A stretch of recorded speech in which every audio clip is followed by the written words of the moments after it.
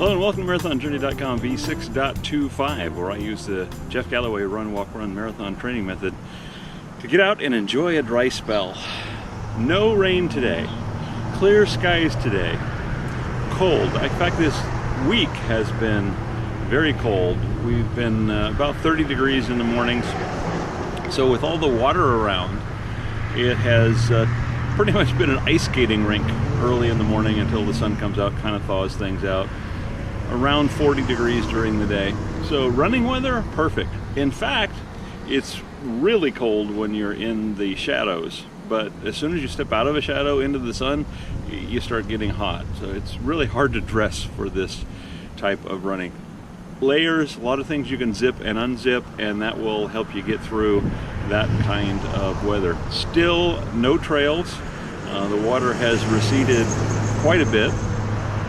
The launch ramps that used to be trails are down a few feet from what they were, but still unpassable. So we're keeping our fingers crossed that by next week that we'll have the waters receded enough to be able to get by on the trails, because we have 12.5 miles to do, and I really do not want to do 12.5 miles running back and forth in a town that's a mile wide.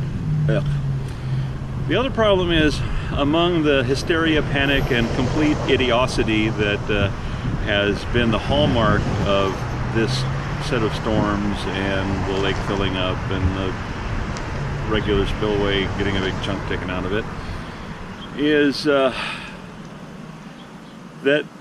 the California Department of Parks and Recreation has closed the entire lake and all of the surrounding state recreation area properties that border the lake, which includes all of the trails, closed them to the public, period, end of story, because they don't want anybody to get in the way of what they're doing to fill in the dirt that washed away over at the auxiliary spillway.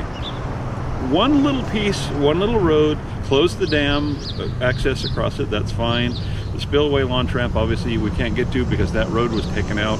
That's part of where the water flows over for the auxiliary spillway. Rebuild the road, that's fine. We won't bother you about that.